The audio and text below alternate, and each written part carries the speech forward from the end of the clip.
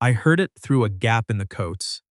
There's a cloakroom at the Alora Mill, the kind with heavy wooden hooks and a half wall that doesn't quite reach the ceiling, and I had gone in to find my scarf because the November air coming off the Grand River had started sneaking under the doors. I wasn't trying to eavesdrop. I was cold. That's the honest beginning of all of it. The voice belonged to a woman I didn't recognize. Polished, mid-40s, the kind of tone that had learned to be cutting without raising its volume. You know what the problem is, Hazel? You make people feel sorry for you. And men can smell that. They leave. A pause. They always leave. I went still. My hand rested on someone else's wool peacoat. That's not fair. The second voice was quieter. Careful.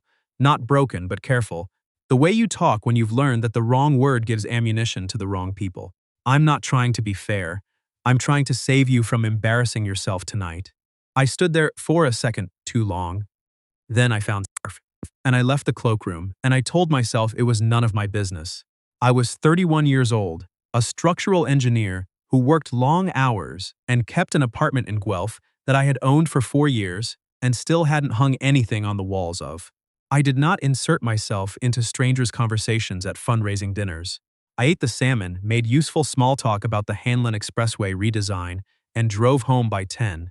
That was the plan. My name is Thomas Wren. And that was not what happened. The fundraiser was for a children's literacy foundation out of Waterloo region, one of those annual dinners at the mill, where the food is genuinely good. The auction items are slightly absurd, and everyone is dressed one level above their comfort zone.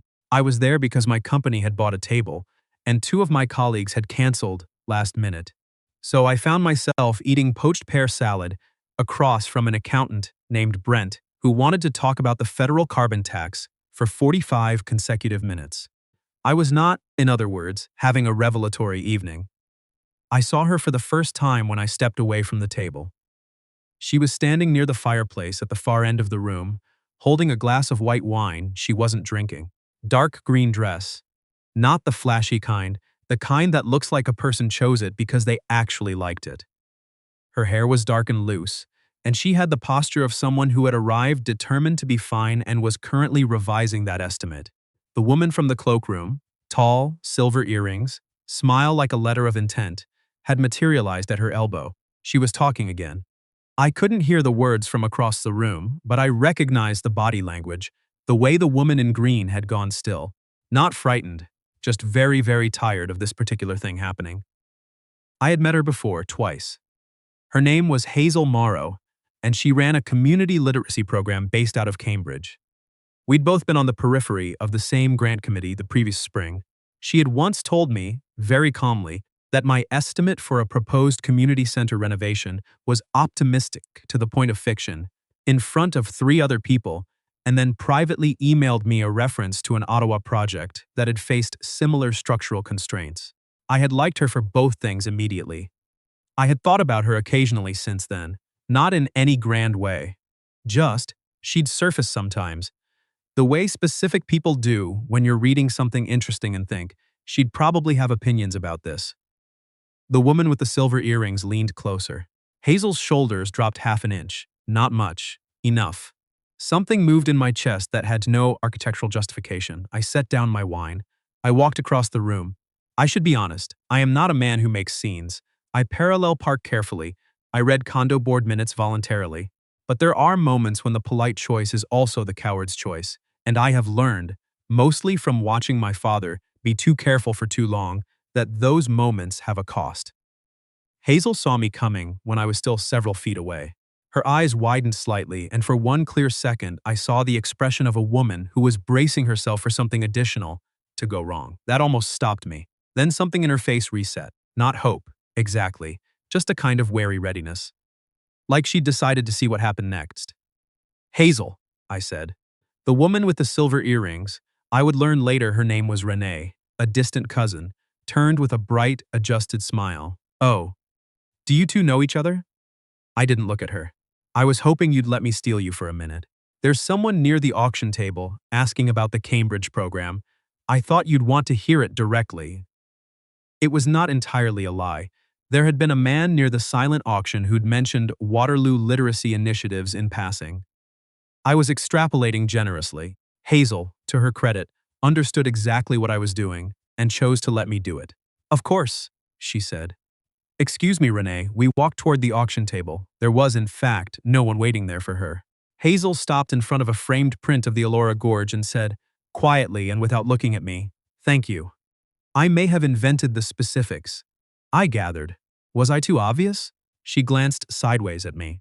There was something at the edge of her mouth, not quite a smile, but the structural components of one. A little. But the execution was kind. Thomas Wren, I said. We met in April, Grant Committee. I remember. You had the optimistic estimate. You were right about that, by the way. The Ottawa reference saved me from a significant embarrassment. I know, she said simply, and this time the smile arrived properly. It happened quickly and didn't perform for the room. It was just there, brief and specific, like she'd handed it to me and expected me to be careful with it. I was trying very hard to be careful with it. Are you all right? I asked, the smile thinned. I'm fine. You don't have to be. She looked at me then, really looked, the way you look at someone when you're deciding whether they're the type to use information badly. She's my mother's cousin, she said finally. She means well, I think. Or she thinks she means well, which is sometimes worse. Do you want to go somewhere less visible for a few minutes? Hazel considered this. The patio might be open. It's cold, but I have a scarf, I said. I went specifically to retrieve it. She laughed once, surprised, a small, bright sound that did something unhelpful to my composure. All right, she said. Lead on. The patio off the east side of the mill overlooked the river. Someone had put out heat lamps, but the November air still had authority. Hazel wrapped her arms around herself, and I offered the scarf without ceremony. She looked at it. That's not going to fit around anything meaningful, she said. It's the gesture that counts. Is it? I'm told. She took the scarf anyway and looped it loosely around her neck, where it did almost nothing practical. She looked at the river, dark and moving below us, and let out a long, slow breath that clouded in the cold. How much did you hear? She asked. Enough. She nodded once. She's been saying variations of that since my engagement ended. Longer, actually, since well before that. I waited. His name was Patrick Sears, she said. We were together for 3 years. We were supposed to get married last June. She paused. We did not get married last June. I'm sorry. Don't be yet. The story has a more specific shape than it sounds like. She glanced at me. He was a financial advisor. I have a small inheritance from my grandmother. She was a school teacher who invested quietly for 40 years. When Patrick and I got serious, he started suggesting we consolidate our finances. For the wedding, then for a house, then for an investment portfolio he managed. I kept saying I wanted to wait. He kept framing my hesitation as a trust issue. I kept very still. When I asked for independent legal advice before signing anything, he told me I was being paranoid. Her voice was even, but it had that worn-out quality again, the same one I'd heard through the cloakroom wall. When I still wouldn't sign, he left. Told his friends, told Renee, told everyone that I had become impossible to love. Anxious, closed off, unwilling to build a future. I looked out at the river and said nothing for a moment because my first several thoughts were unhelpful and possibly actionable. He waited until the invitations were out, Hazel added. Until people had booked flights. Hazel. The worst part, she said, is that I spent about 8 months afterwards wondering if he was right. If something in me was actually broken. He was trying to access your grandmother's money, I said. You weren't broken. You were accurate.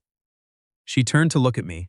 Something shifted in her expression, not relief, something older than relief. Like a word she'd known a long time and hadn't heard anyone else say. I know that now, she said. Most days. Which days are the hard ones? Rooms like this one, she said quietly, where people remember how it ended and not why. I turned toward her fully.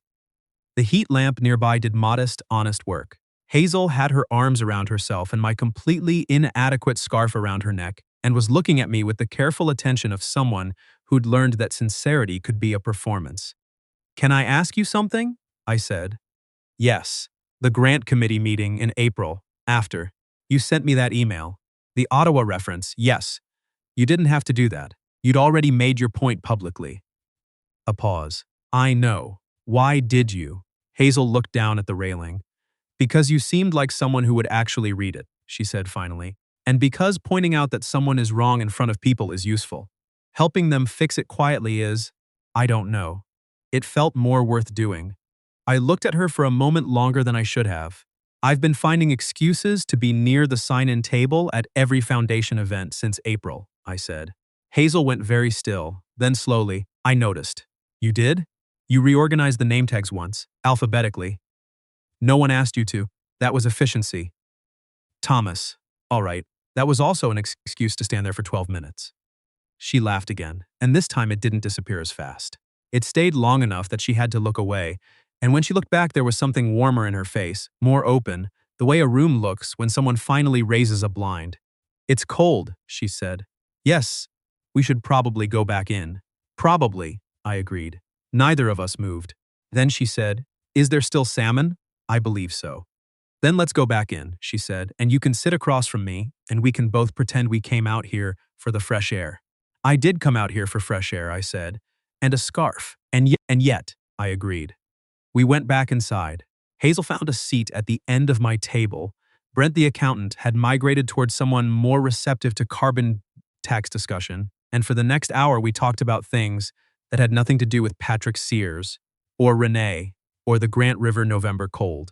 She told me about a new reading program she was piloting at 3 elementary schools in Cambridge, where kids earned points not for reading level, but for reading minutes, and how that one change had shifted the whole culture of the thing. I told her about a footbridge project in Elora I'd been working on for 2 years, which kept getting delayed by municipal approvals, and how I'd started visiting it on Sunday mornings just to stand on the site and remind myself it was real. That's either very dedicated or slightly concerning, she said. My therapist says both can be true. Her eyes creased at the corners. I like that you have a therapist. I like that you think that's worth mentioning. She was mid-reply when Renee arrived at the table. She had the specific brightness of a person who had decided the previous conversation was unfinished. She pulled out the empty chair beside Hazel without being invited and set her wine glass down with a small, decisive click. I didn't realize you two knew each other well, she said in a tone that was doing several things at once.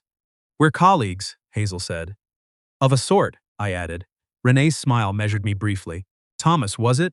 What is it you do? Structural engineering. Oh, practical. She turned to Hazel in a way that excluded me by geometry. I ran into Patricia Sears at the gym last week, Patrick's mother. She asked how you were doing. Hazel's hand, which had been resting near her wine glass, went still. I told her you seemed to be managing, Renee continued. I didn't mention, well, I said you were busy with work. That's accurate, Hazel said. She mentioned Patrick had moved firms. He's doing very well, apparently. New condo in Oakville. Renee tilted her head, sympathetic architecture in every line. I thought you'd want to know.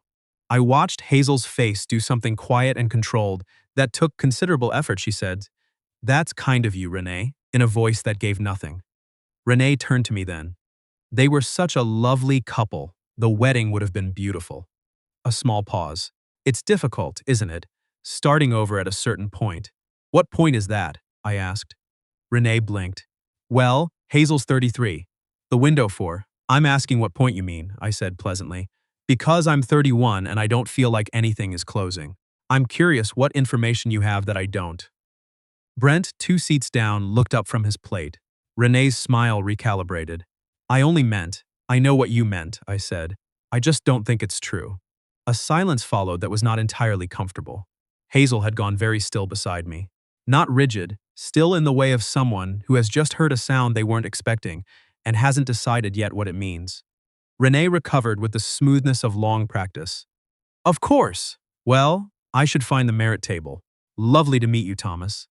She left with her wine glass and her careful smile and the particular dignity of a person retreating without admitting retreat. Hazel looked at her plate for a moment. You didn't have to do that, she said quietly. I know, she'll make something of it. She was already making something of it. Hazel looked at me sideways. You're calm about this. I live in Guelph. My baseline threat level is low. That earned me a real laugh, the kind that caught her slightly off guard, that she didn't arrange or manage. She pressed her fingers briefly to her mouth, then lowered them and shook her head. You're different than I expected, she said. From the grant committee? From most places, she said honestly. The evening wound down the way fundraiser evenings do, slowly, then all at once. The auction closed. A woman at the front table gave a speech about third-grade reading levels that made two people cry, and the room began its slow migration toward coats and cars, and the cold drive home. I found Hazel near the cloakroom, the same one where I'd heard everything, an hour and a half earlier, helping an older woman locate her jacket. When the woman left, Hazel turned to me. "I'm heading to the parking lot," she said. "My car's on the south side." "Mine too."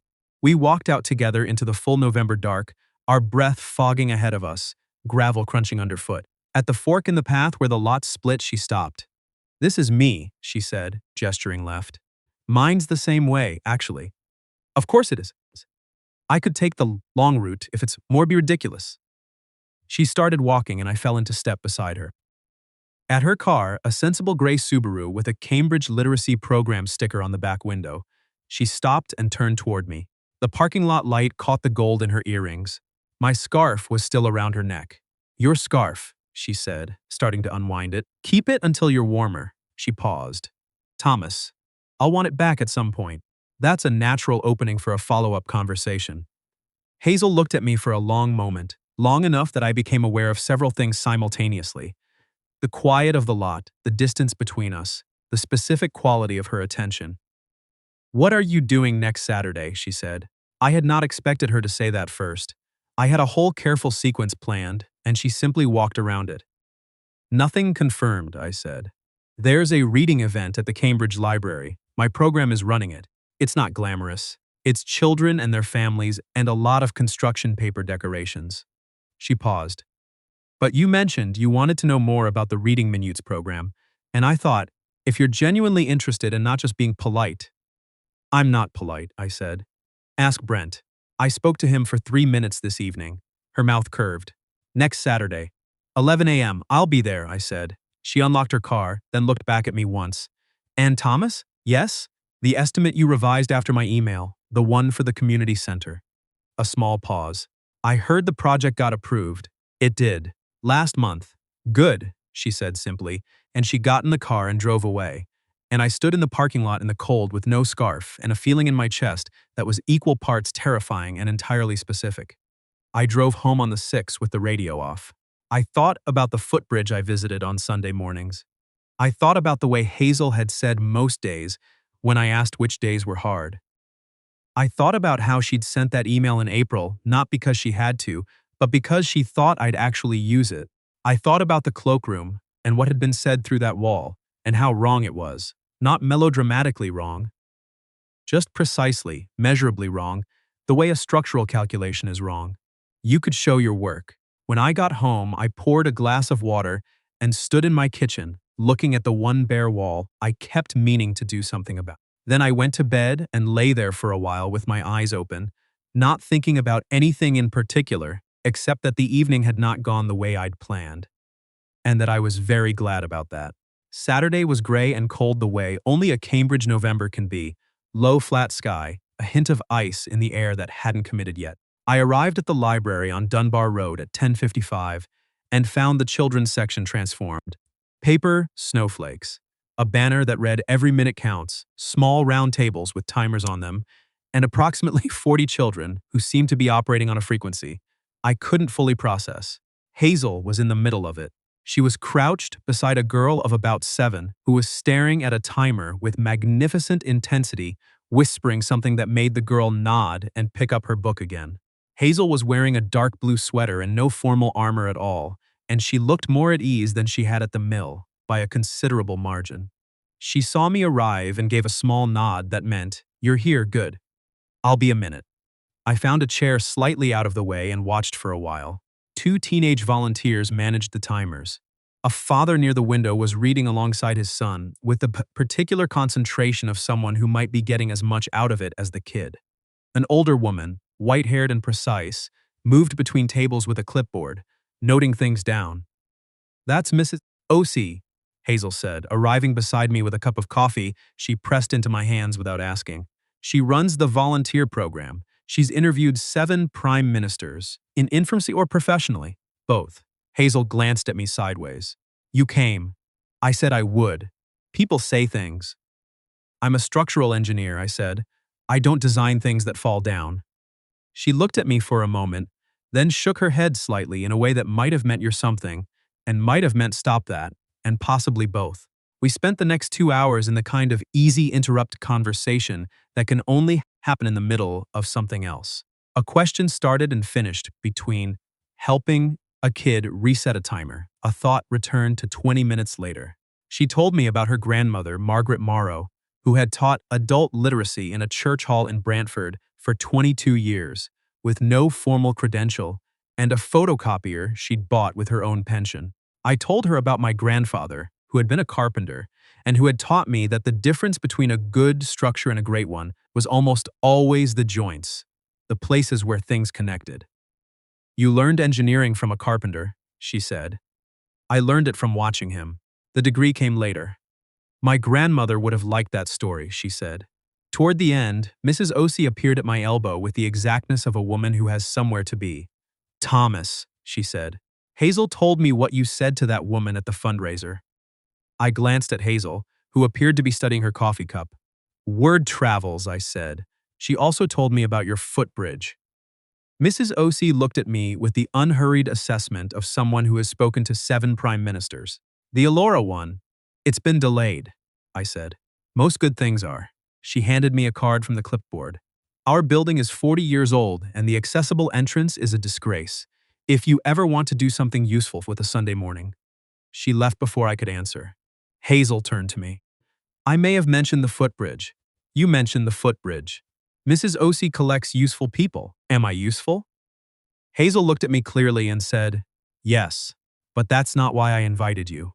We walked out into the afternoon together. The sky had lightened while we were inside, not warm, but less committed to gray. Hazel pulled on her coat and I noticed she had my scarf tucked in her pocket, though she hadn't put it on. That's my scarf, I said. I know, she didn't take it out. You have a system, I said. I have a method, she said. There's a difference. At the corner of Dunbar and the side street where we'd both parked, she stopped. Hazel, I said. I'd like to take you to dinner. Not because of the fundraiser, not because of Patrick Sears or Renee or any of that. Because I've thought about you on and off since April for reasons that have nothing to do with grant committees. She looked at me. A bus went past on the main road. Because you sent me an email that was more useful than it had to be, I continued.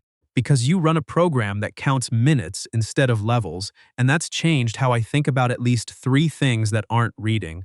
Because when you smile, it happens too fast, and then it's gone, and I keep looking for it. Hazel was quiet for a moment. That last part is either very specific or you've used it before. I've never said it to anyone. I know, she said quietly. That's why it works. She put her hand on my arm, not a gesture for the street, just an actual choice, her fingers against my coat sleeve, and said, yes, to dinner. I exhaled slowly. Good, but not somewhere with a tasting menu. I don't trust a meal that arrives in 9 parts, noted, or anywhere that calls itself artisanal, increasingly noted, and not Italian again. I've been eating Italian since September trying to fix a broken engagement, and it hasn't helped yet. There's a place on Wyndham in Guelph, I said. The kind of place where the tables are too close together and the server refills your water before you have to ask. That, said Hazel Morrow, sounds exactly right. We went on the following Thursday. She wore a rust-colored sweater that had clearly been worn in, not purchased for the occasion, and I took that as the best possible sign. We sat at a corner table and talked for 3 hours, while the restaurant slowly emptied around us, and the server, to her credit, refilled both water and patience without comment.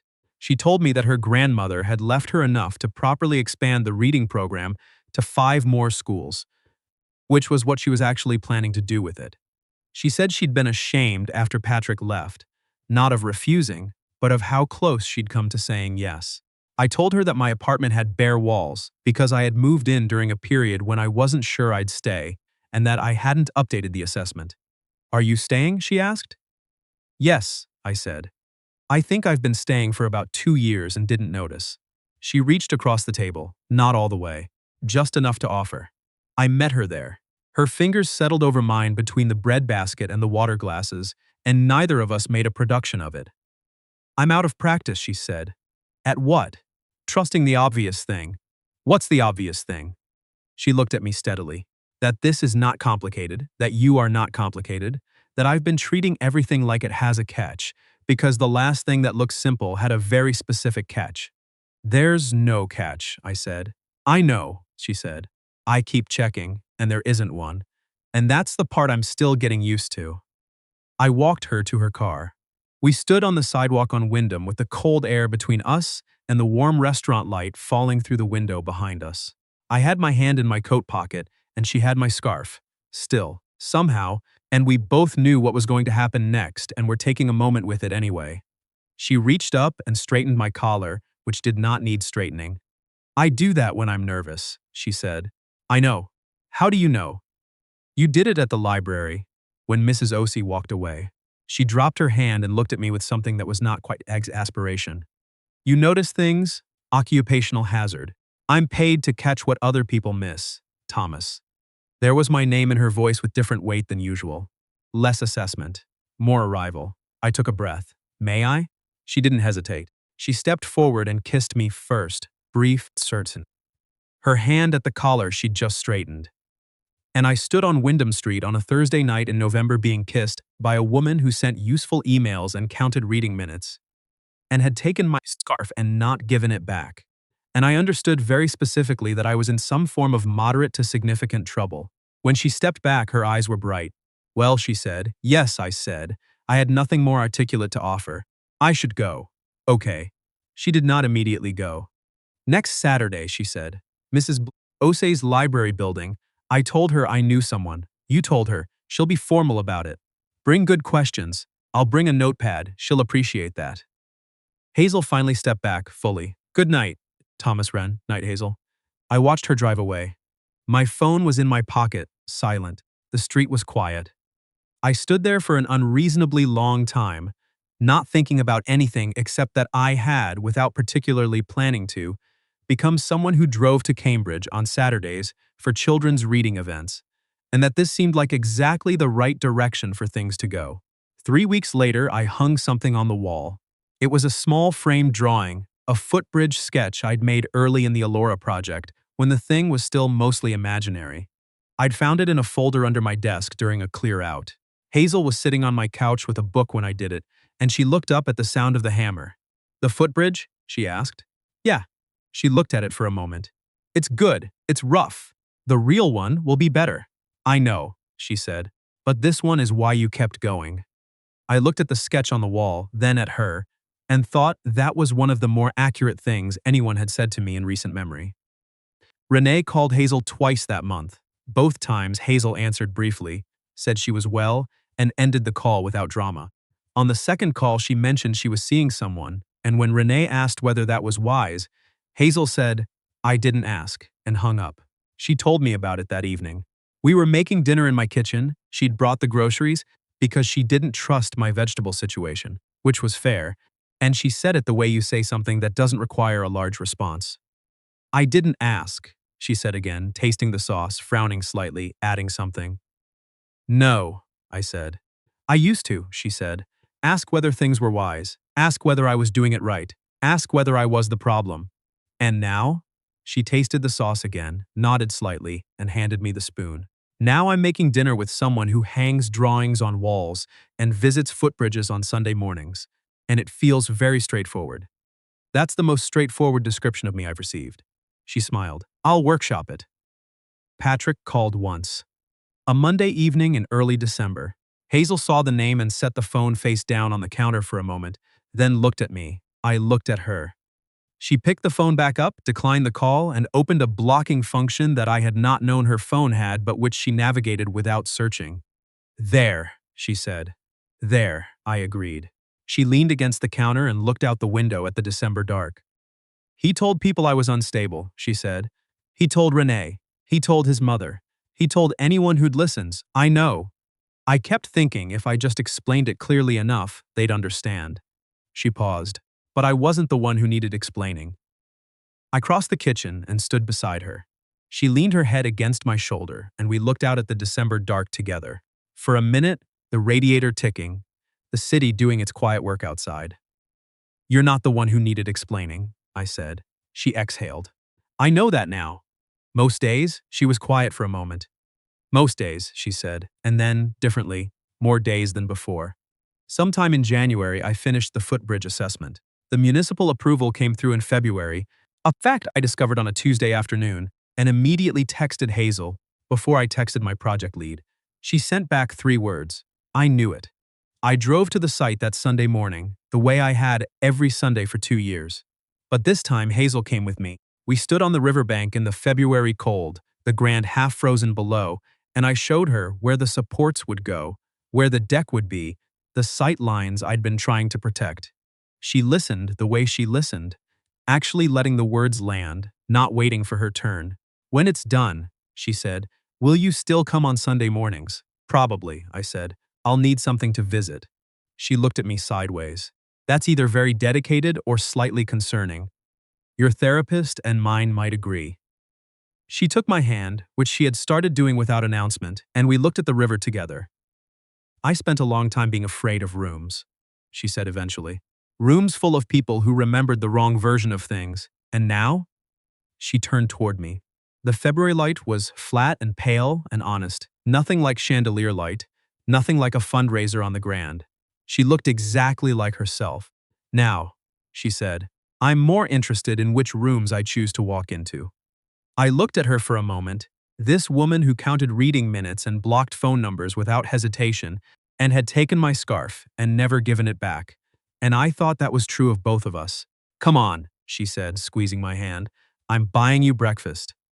We walked back up the path together, our shoulders closed, the river carrying on behind us the way rivers do, indifferent and old and entirely unimpressed, which somehow made the whole thing feel more real, not less.